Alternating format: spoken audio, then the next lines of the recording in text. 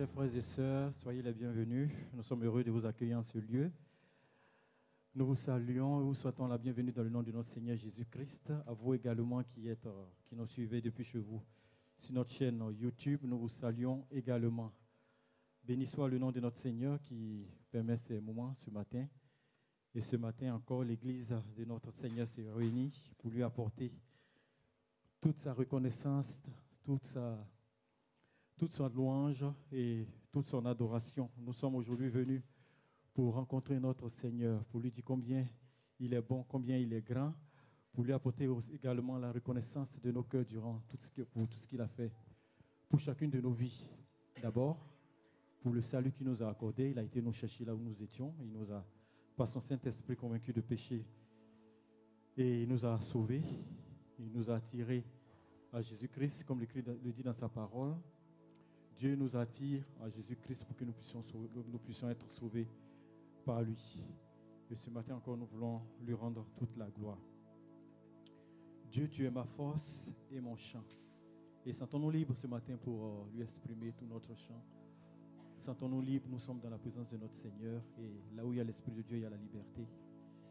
Et tout ce qui vous vient à cœur, vraiment d'ouvrir nos cœurs, de nous confier en lui. Parce qu'il est là. Notre Seigneur Jésus-Christ, il est là. Pas parce qu'on le sent, pas parce qu'on le voit. Si on le voit par les yeux de l'Esprit, par la foi, mais surtout parce qu'il a dit dans sa parole. C'est une promesse qui est faite dans la parole, et la parole de Dieu est la vérité. Là où 2 ou 3 personnes sont réunies en son nom, il est présent. Gloire à toi, Seigneur.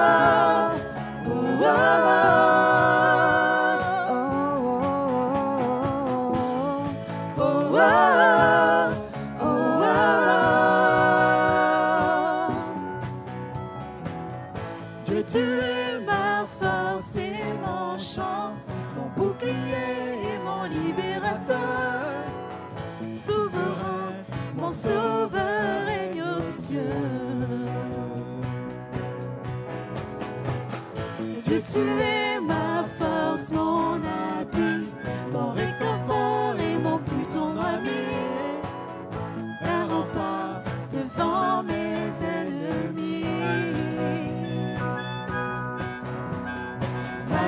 ténèbres et les dangers qui m'entourent. J'élève la voix pour affirmer ton amour. Je ne craindrai pas si tu es près de moi.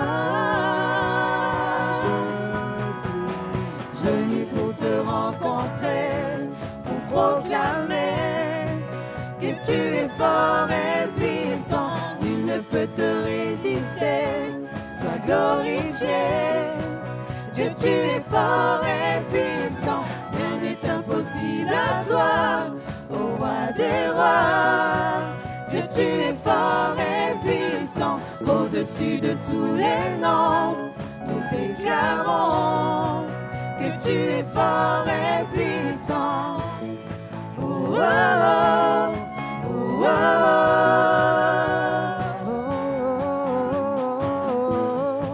oh, oh,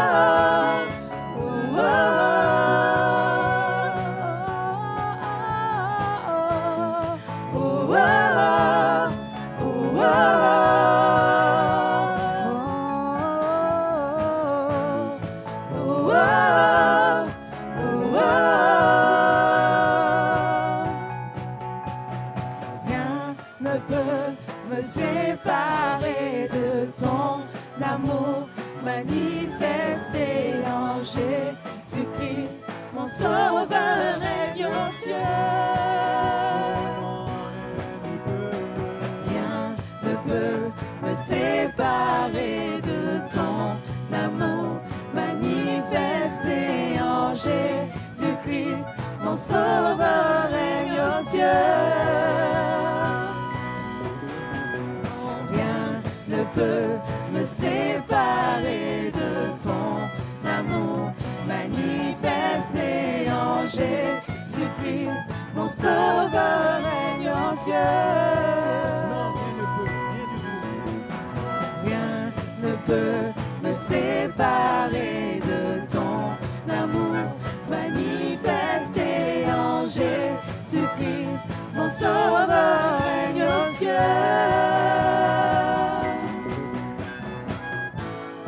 Oh, oh, oh, oh, oh, oh,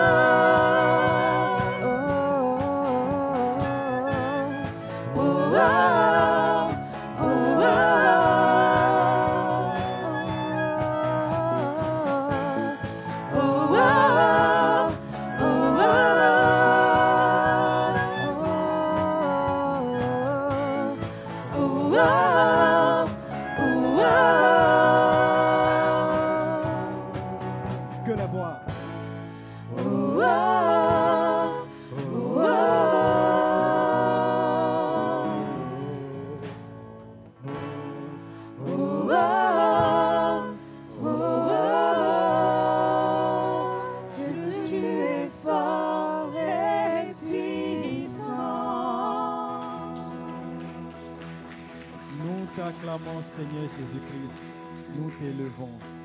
Notre Dieu est fort et puissant. Rien, absolument rien, ne peut lui résister. Quelle que soit la situation, je dis bien quelle que soit la situation, le problème que nous traversons, le combat que nous menons, notre Dieu est puissant. Il est au-dessus et il peut tout. Par sa parole, il peut tout changer. Par sa parole, il crée toutes choses. Il y a la situation qui est là et il y a notre Dieu qui est là. Quel choix allons-nous faire? Qui est-ce qui allons-nous regarder? Regarder l'un, c'est mépriser l'autre. Est-ce que nous allons regarder, donner de l'importance à la situation à laquelle nous traversons, ou est-ce que nous allons regarder celui qui a la solution, celui qui est tout puissant pour régler ce problème? Qui est-ce qui allons-nous regarder? Fixons nos regards sur notre Seigneur Jésus-Christ, parce qu'il est au-dessus de tout. Il a vaincu la mort. Il est ressuscité. Il a ressuscité des personnes. Il peut toutes choses. Il nous demande simplement d'avoir confiance.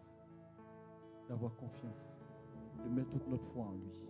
Et de lire sa parole et de vivre, d'aligner notre vie selon ce qui est écrit dans sa parole. Et lui fera le reste. Cherchons premièrement le royaume et la justice de Dieu. Et tout le reste nous sera donné par-dessus tout. Il y a un ordre à suivre. Il suffit juste de suivre. Il y a un ordre. En premier lieu, le royaume et la justice de Dieu. Et le reste, c'est le Seigneur qui s'en occupe. Voilà. C'est lui. Amen. Chantons car Dieu est là. Dieu réside dans la louange de son peuple. Quand son peuple vient pour le rencontrer, quand son peuple vient pour le louer, Jésus-Christ est présent. Chantons.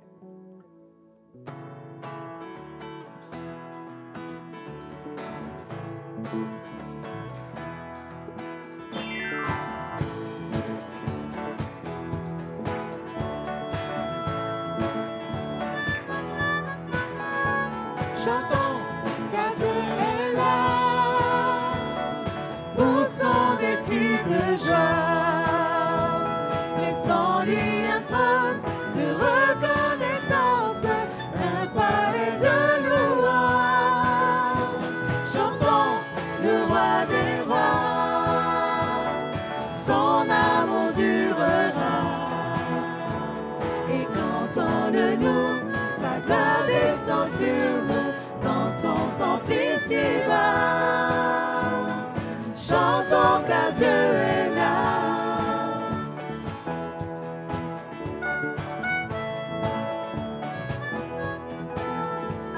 Jésus demeure au milieu de son peuple quand il vient le louer. Jésus demeure au milieu de son peuple quand il vient l'adorer. Chantons car Dieu est là, poussons des cris de joie, laissons-lui un trône de reconnaissance, un palais de louange. Chantons le roi des rois, son amour durera, et cantons-le loup, sa gloire descend sur nous dans son temple ici-bas. Chantons car Dieu est là.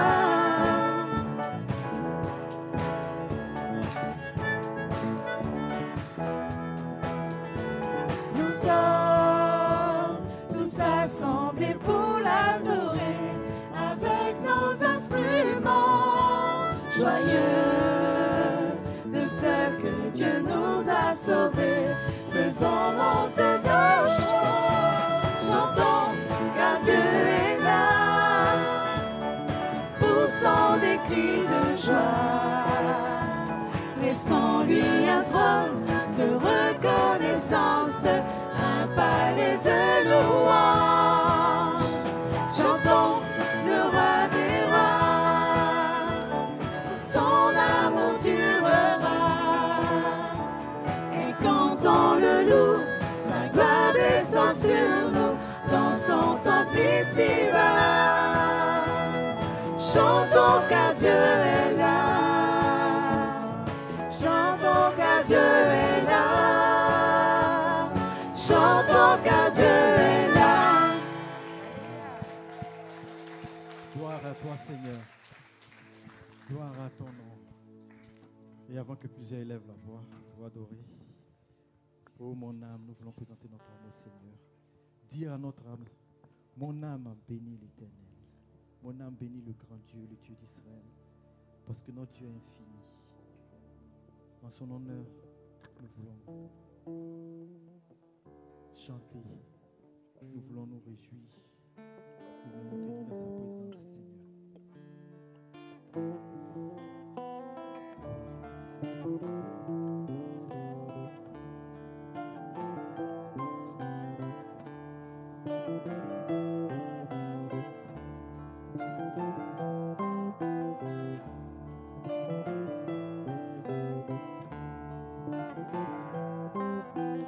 Oh mon âme, bénis l'Éternel, le grand Dieu d'Israël, tu es infiniment grand.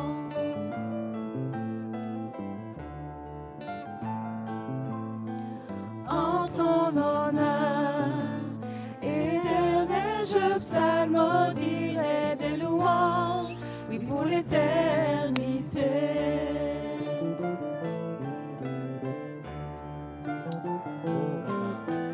Oh mon âme, bénis l'Éternel, le grand Dieu d'Israël, es infiniment grand.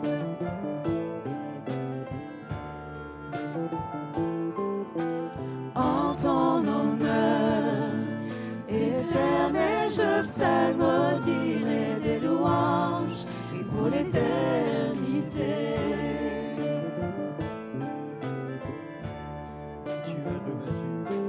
Tu es revêtu d'éclat et de magnificence. Tu règnes dans les cieux, à toi gloire et majesté. Tu es revêtu d'éclat et de magnificence. Tu règnes dans les cieux, à toi gloire et majesté.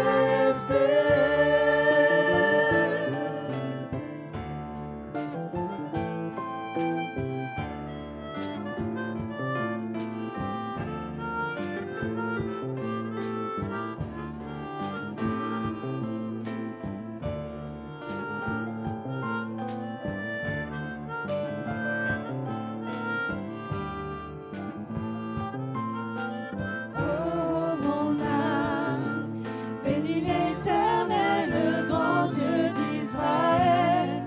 Tu es infiniment grand.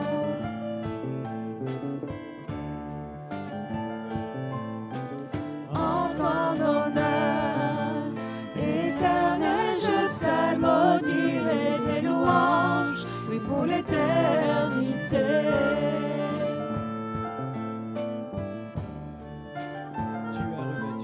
Tu es revêtu d'éclat et de magnificence. Tu règnes dans les cieux, à toi gloire et majesté. Tu es revêtu d'éclat et de magnificence. Tu règnes dans les cieux, à toi gloire et majesté. À toi gloire et majesté. À toi gloire et majesté.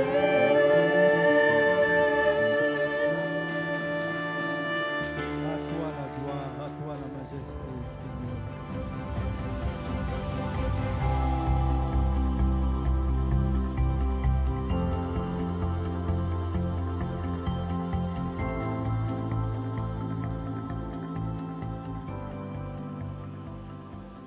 Bien-aimés en Christ, bonjour ou rebonjour. Voilà, nous allons faire une lecture dans Matthieu, chapitre 16, verset 18. Je vous le lis sur la version Semeur. Matthieu, chapitre 16, verset 18.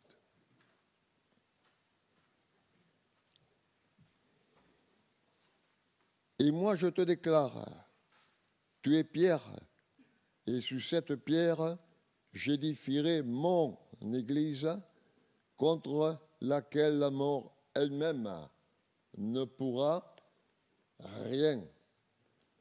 Je vous le lis sur une seconde version, parole vivante.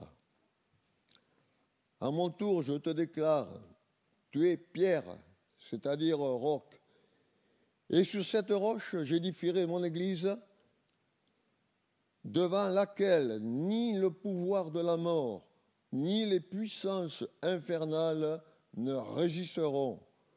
Aucun ennemi ne pourra la détruire. Amen.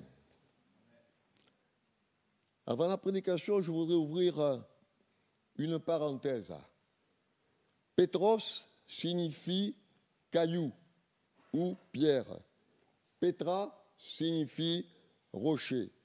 C'est parce que l'apôtre Pierre venait de dire « Tu es le Christ, le Fils du Dieu vivant » que Jésus répondit « Et moi je te dis que tu es un caillou ou une pierre, Pétros, et que sur ce rocher, Pétra, que tu viens de déclarer que je suis, je bâtirai mon Église. » Autrement dit, l'Église est bâtie sur le Christ qui est la pierre de l'angle.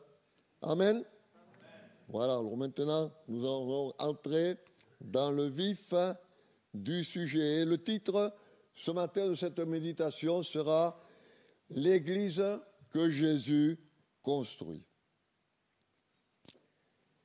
Quelle est notre responsabilité aujourd'hui face à ce monde angoissé, à ce monde déstabilisé, face au malin et à tous ses pièges?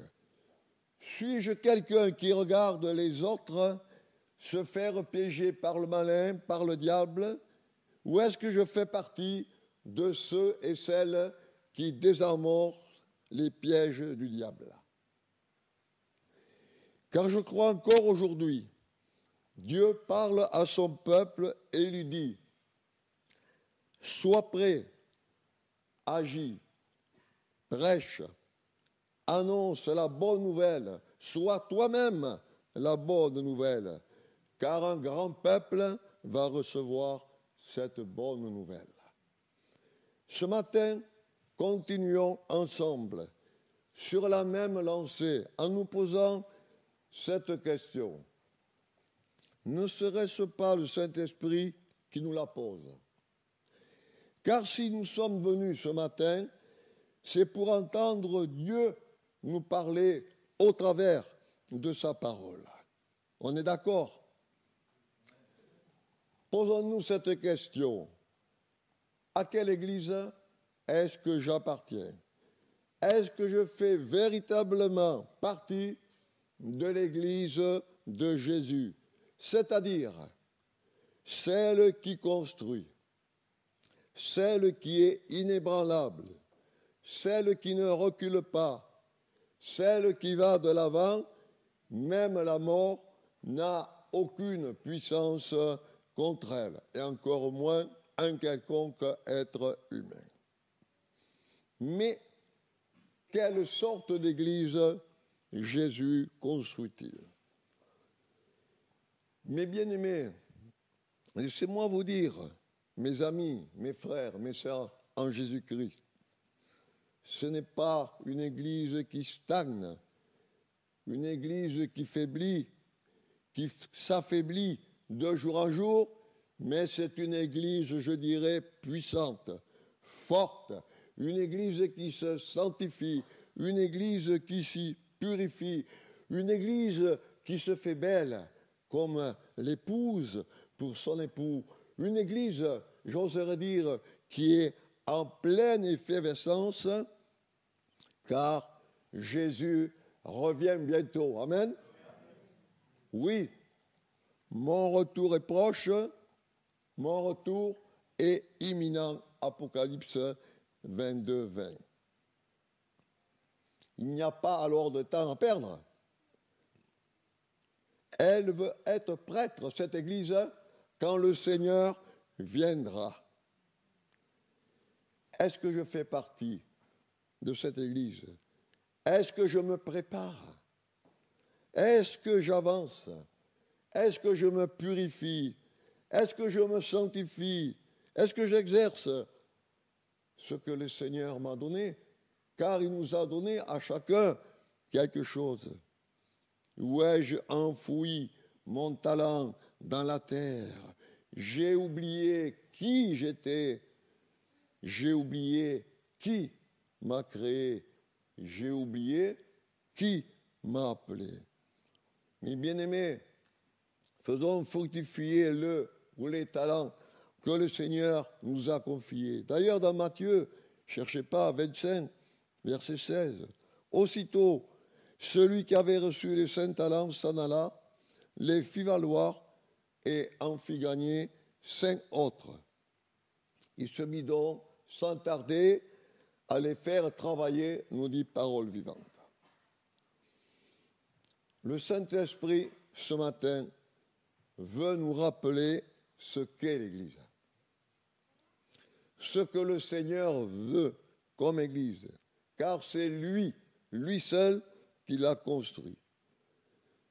Ce que construit Jésus est toujours bien fait. Il n'y a pas de défaut. Frères et sœurs, vous êtes peut-être de celle ou de celui qui dit « mais il n'y a pas d'église parfaite ». C'est vrai, il n'y a pas d'église parfaite. Mais la seule église parfaite, c'est celle que le Seigneur Jésus construit. Les autres, c'est-à-dire les humains, les hommes, veulent avoir souvent, si ce n'est constamment, ils sont en dehors du plan et de la volonté de Dieu. Pourtant, la Bible nous dit dans Psaume 143 et verset 10, « Enseigne-moi, ô Dieu, à faire ta volonté, enseigne-moi à accomplir ce qui te plaît », nous dit la version Semeur. Vous êtes d'accord ? Amen. Alors on peut continuer. Jésus a dit, pas moi, pas un être humain, Jésus a dit, je bâtirai, j'édifierai, dit Parole vivante. Français courant dit, je construirai mon église. Donc, ce ne sont pas les hommes qui la bâtissent, hein, c'est notre Seigneur Jésus. Cette église, elle n'est pas bâtie selon la conception humaine, mais elle est bâtie selon la volonté, selon le désir, selon le design de Dieu, c'est-à-dire la discipline, je dirais la conception de Dieu. Le voilà le problème. On a parfois une église que l'on veut, soi-même. On se la dessine dans notre tête, on se la forge dans notre esprit. On veut donc une église à la carte, une église qui répond à toutes nos aspirations, une église qui se soumet à tous nos désirs, une église où l'on fait ce que l'on veut. Hélas, non, 1000 fois non, mais ça, ce n'est pas l'église que Jésus construit, car elle est construite là selon le cœur de l'homme. Et vous savez que la Bible nous dit que le corps de l'homme, il est tortueux et qu'il est méchant et qu'il est véritablement mauvais. Mais, et même avec les meilleures intentions, avec les intentions les plus louables, si ce n'est pas Christ qui construit son Église, alors elle est vouée à un échec certain. Ce n'est pas l'Église d'un tel ou d'une telle. Ce n'est pas l'église de la rue ou de la place de Haraucourt. C'est l'église de Jésus. C'est celle-là qui est victorieuse. C'est celle-là qui va de l'avant. C'est celle-là qui ne recule pas. Car elle est construite, cette église, sur un plan divin, sur des bases divines, sur le roc, sur la parole de Dieu. Elle est formée de pierres vivantes, vous et moi. Tant que nous sommes, mes bien-aimés, dans les mains de Dieu, au creux de ses mains. Isaïe 49, 16, je vous le lis. Voici, je t'ai gravé sur les paumes de mes mains.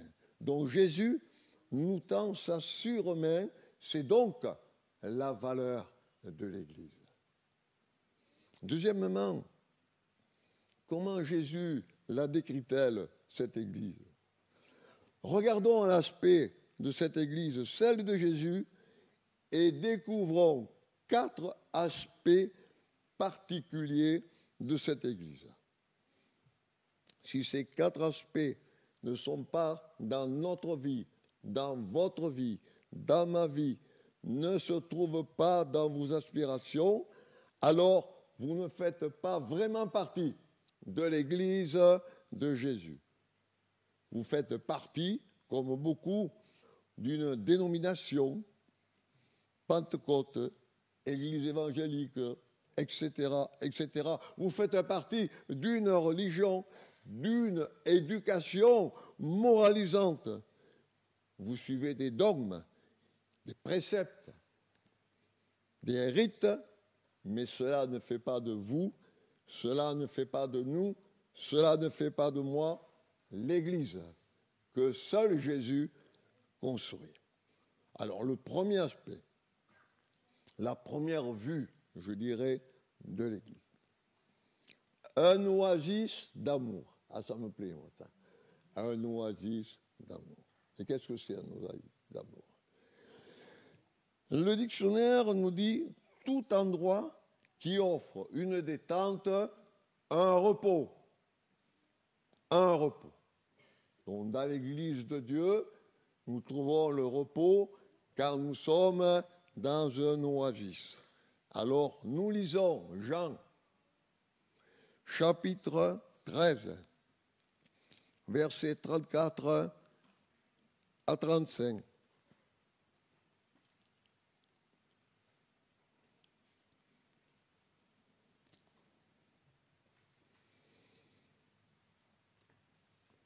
Je vous donne un commandement nouveau. J'aime bien Parole vivante qui dit « Je vous donne une direction nouvelle. Aimez-vous les uns les autres comme je vous ai aimé, vous aussi.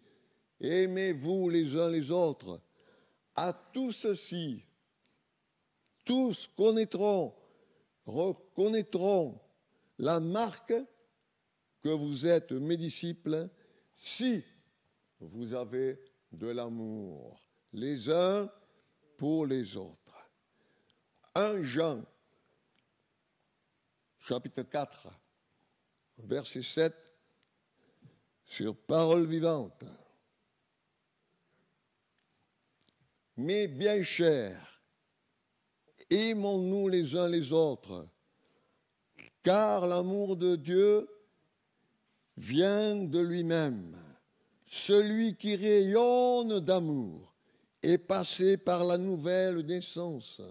Il est enfant de Dieu et il vit dans une intime communion avec Dieu. Il connaît Dieu. Vivons-nous dans une intime communion avec Dieu, comme dit Parole vivante? Connaissons-nous vraiment Dieu? Je ne peux répondre à votre question. Ceci, vous le savez vous-même. Comment reconnaître l'Église de Jésus? C'est donc d'abord un oasis d'amour.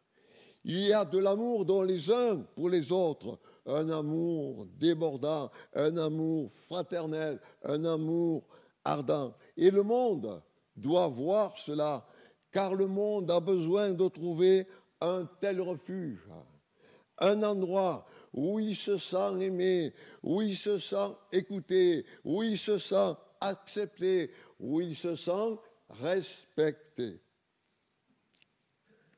Eh oui, les gens sont malades, rejetés, divisés, dépravés pour certains, pauvres, découragés.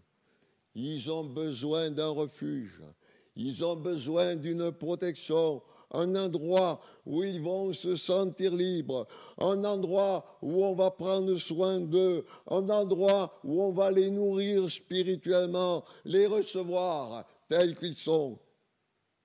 C'est cela, l'Église locale, un groupe de personnes, vous, moi, qui comprennent, qui pardonne, qui aime, qui accepte.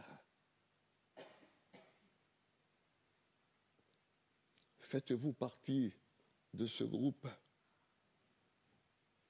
C'est vrai, c'est un travail dur. Nous aimer les uns les autres et accepter tous ceux qui viennent. Relisez chez vous la première aux Corinthiens au chapitre 13, qui est un véritable hymne à l'amour.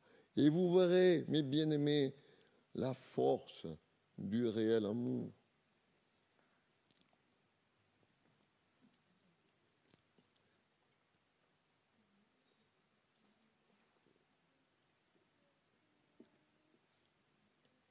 L'église que Jésus construit est une église où tous sont les bienvenus, où tous sont bien reçus. Je n'irai une hôtellerie qui pense et qui soigne celles et ceux qui se sont blessés sur le chemin. Tous, sans exception, sont rafraîchis, tous sont aimés, tous sont secourus par cet amour. Quelle image donnons-nous à ceux de l'extérieur? Sommes-nous empreints de cet amour? Est-ce que même cet amour dépasse nos opinions, notre façon de penser, notre façon de voir et notre façon d'agir? Oui, mais ils ne sont pas comme nous. Oui, peut-être, mais ils font partie de l'Église de Jésus. Amen. Notre Église est donc un oasis d'amour, où simplement l'amour règne. J'oserais dire, aucune division, aucune parole blessante n'est prononcée, aucune contrariété volontaire provoquée, car l'amour ne se réjouit pas du mal. L'amour pardonne, amen. L'amour relève, l'amour accueille. Sur cette parole qu'est la mienne, je bâtirai mon Église. Sa parole est amour. Amen.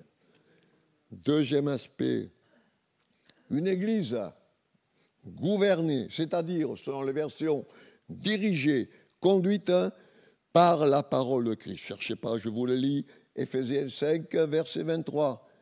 Car le mari est le chef de sa femme, comme Christ est le chef de l'Église, ou le sauveur de l'Église, dit-il en français courant, qui est son corps et dont il est le sauveur. Et Colossiens 1,18 dit, il est lui-même la tête de son corps, qui est l'Église.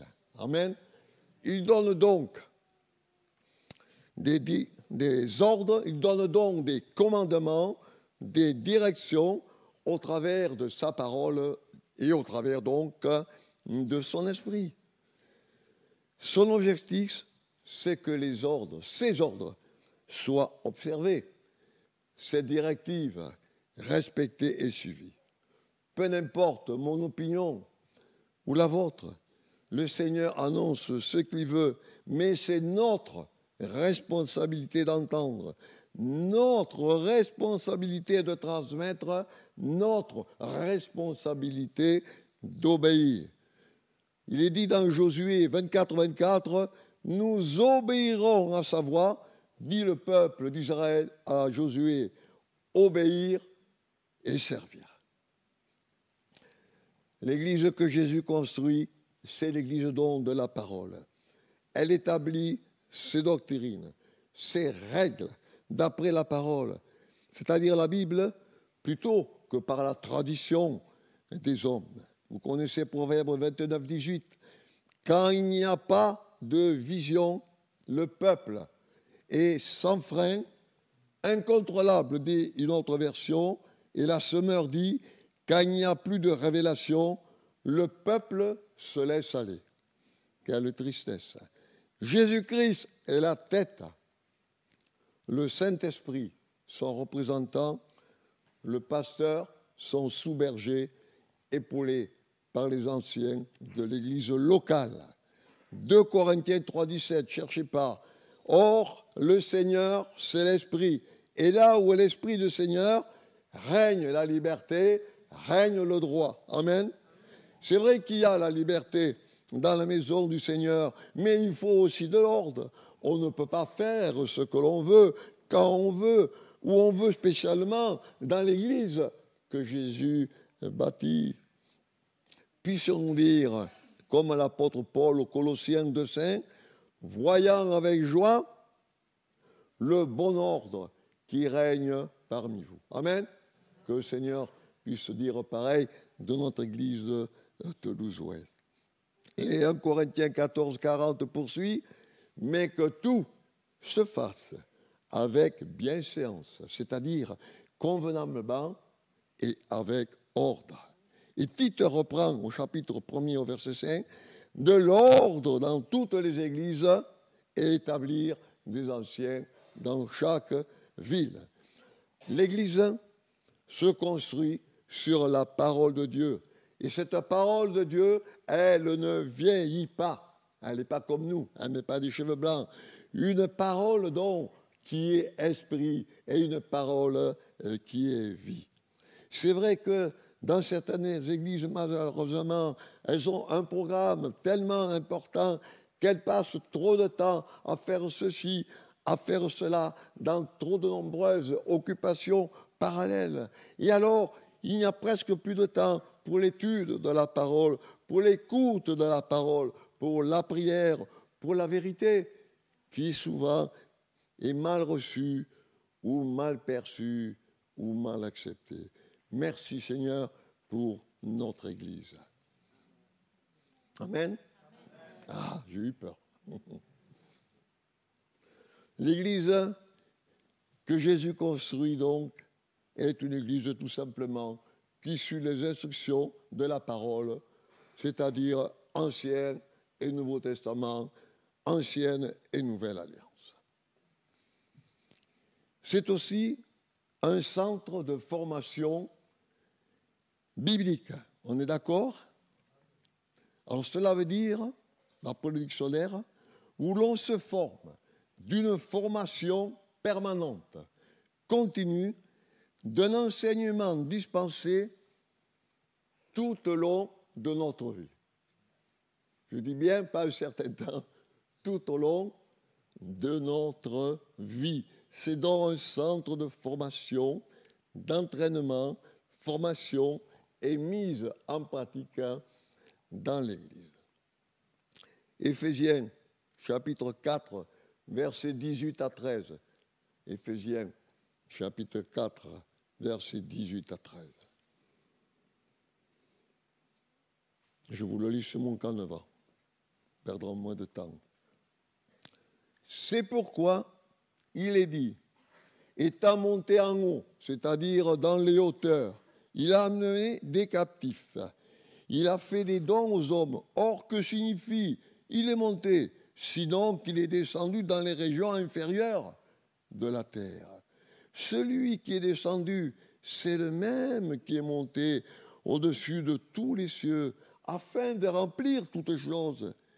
Et il a donné les uns comme apôtres, les autres comme prophètes, comme évangélistes, les autres comme pasteurs, docteurs, pour le perfectionnement des saints en vue du ministère, c'est-à-dire du service et de l'édification du corps de Christ, jusqu'à ce que nous soyons tous, il est dit tous, parvenus à l'unité de la foi et à la connaissance du Fils de Dieu, à l'état d'homme fait, à la mesure de la stature parfaite de Christ. Amen.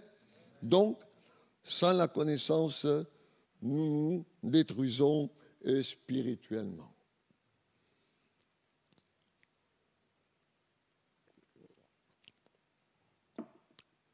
J'ai un verset dans Osée, je n'osais pas trop oser, me suffirait de jouer sur ce mot, de vous le dire, mais quand on l'a à cœur, il faut bien faire ce que l'Esprit Saint vous dit de dire. Alors je vous le lis. Osée chapitre 4, verset 6.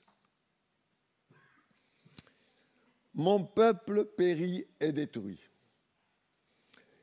parce qu'il lui manque la connaissance, ou faute de connaissance. Puisque tu as rejeté la connaissance, je te rejetterai, et tu seras dépouillé de mon sacerdoce.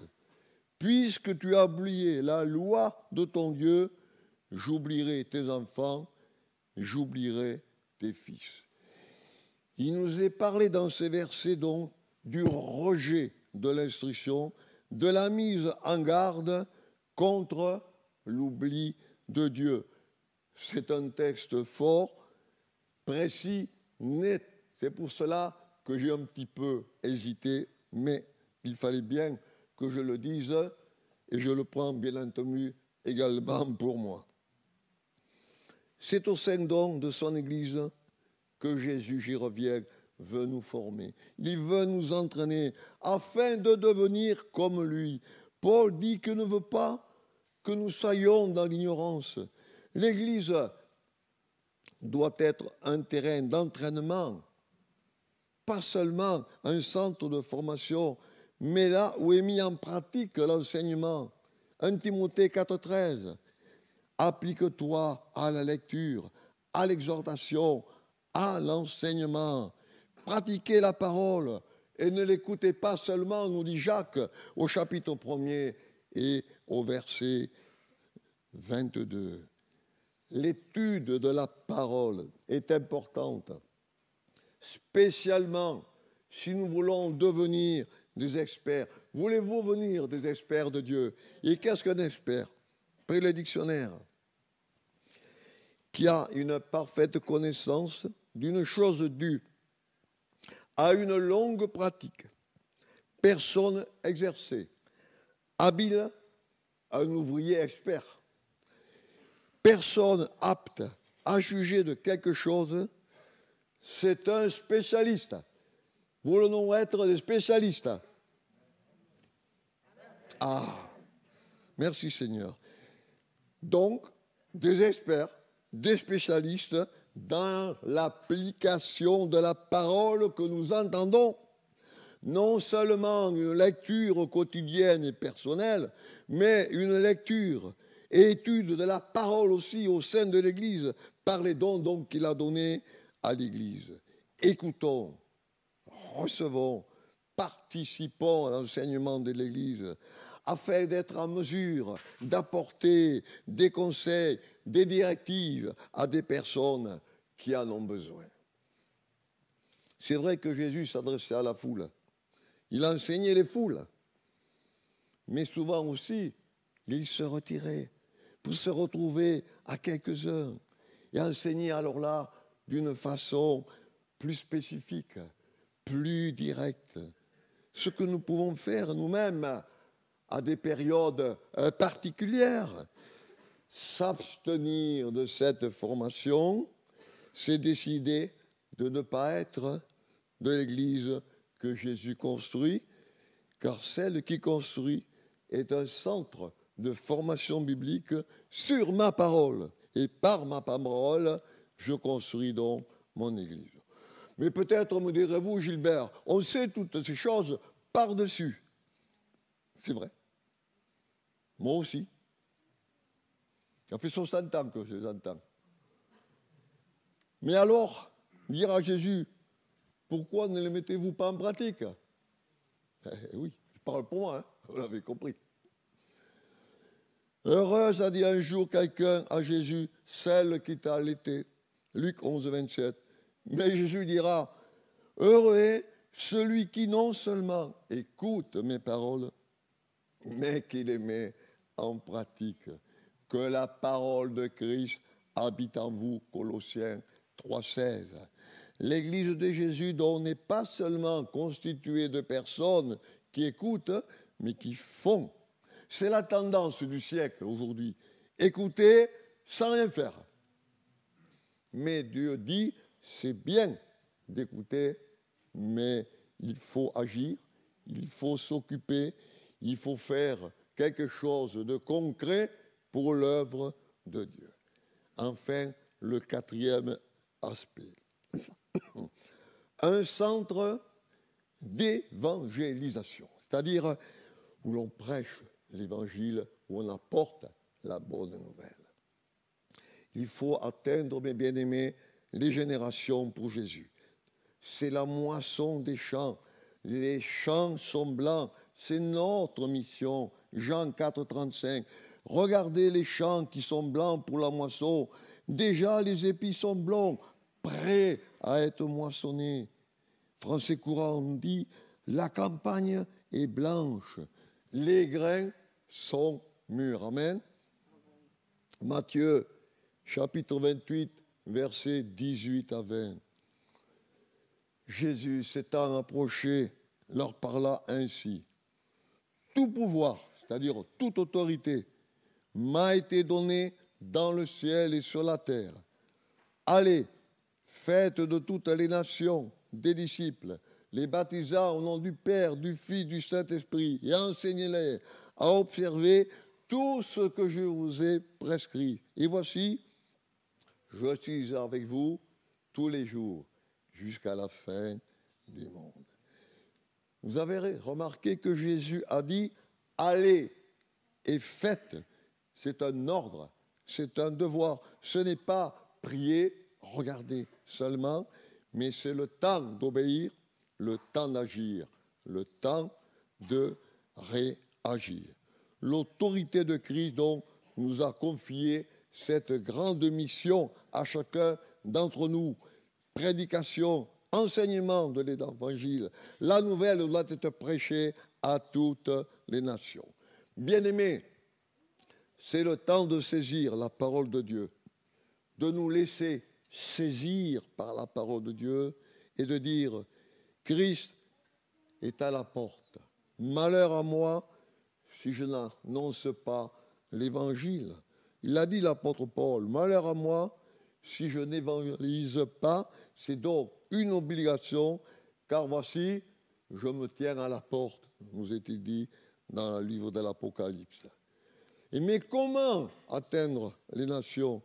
Tout simplement en étant un croyant formé, un croyant discipliné, obéissant, un chrétien pratiquant, en pratiquant la parole de Dieu chez lui, dans sa famille, sur son lieu de travail, dans les lycées, dans les collèges, dans les affaires, dans les entreprises, dans les facultés, à l'hôpital, dans les rues, auprès des pauvres, auprès des veuves, auprès des orphelins, dans les prisons, etc., etc. Le champ est vaste. Porter le témoignage de ce que le Seigneur a fait, qu'il puisse dire de nous, il a fait de grandes choses pour eux. C'est vrai, des vies transformées, des vies régénérées. La véritable Église de Jésus, elle est constituée d'appelés, amen, d'élus, d'envoyés et de fidèles. Sois fidèle jusqu'à la mort et je te donnerai la couronne de vie. Ceux qui sont nés de nouveau et forment son corps se rassemblent et aiment se rassembler, comme nous le faisons ce matin, permettant à rien de les empêcher de se trouver ensemble, afin de fraterniser, afin de s'édifier, afin de se consoler, afin de s'encourager, afin de s'entraîner les uns les autres. Et nous devons être de cela. Nous arrivons dans la conclusion de ce message. L'Église est un endroit où les guerriers de Dieu, nous sommes ces guerriers, ces fers de lance, les soldats, les combattants, pour faire avancer le royaume de Dieu. Pas votre opinion, pas votre façon de penser, mais le royaume de Dieu, là où sa volonté est accomplie et respectée.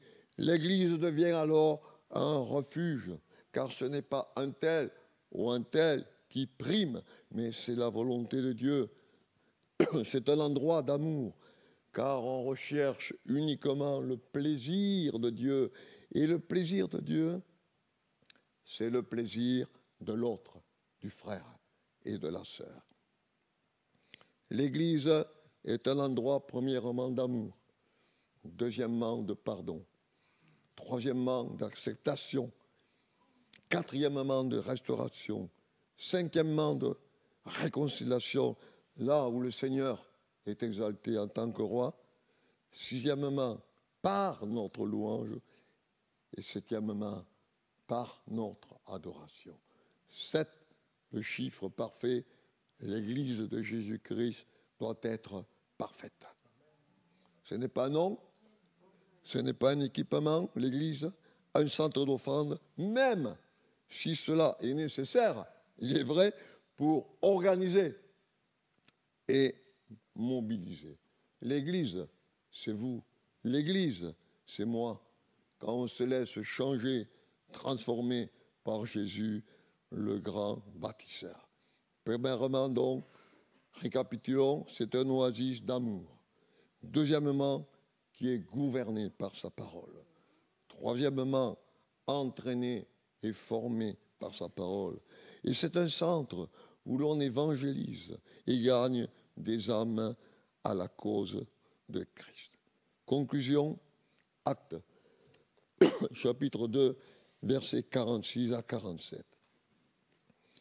Ils étaient chaque jour tous ensemble, assidus au temple, rompaient le pain dans les maisons et prenaient leur repas, leur nourriture avec joie, avec cordialité, avec allégresse selon les versions et simplicité de cœur, louant Dieu et trouvant grâce auprès de tout le peuple. Et le Seigneur ajoutait chaque jour à l'Église ceux qui étaient sauvés. C'était donc l'unité des croyants. Je terminerai par cette phrase. Ce que vous adorez détermine ce que vous devenez. Amen.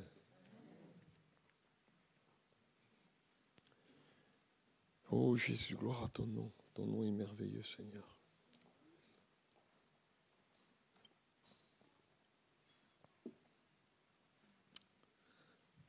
Merci pour ta parole. Merci pour ton Église, cette Église que tu as construite sur le roc. Une Église solide, une Église où règne l'amour, une Église où règne l'unité, une Église où règne le pardon, une Église qui soit un centre d'évangélisation, où des âmes puissent venir à toi, se donner à toi. Seigneur, que nous soyons remplis donc d'amour, de compassion, de pardon aussi, de respect les uns envers les autres. Seigneur, je te demande de bénir abondamment cette Église de Toulouse-Ouest, afin qu'elle puisse croître et s'accroître spirituellement, matériellement et numériquement dans le beau et merveilleux nom de Jésus. Amen. Gloire à Dieu.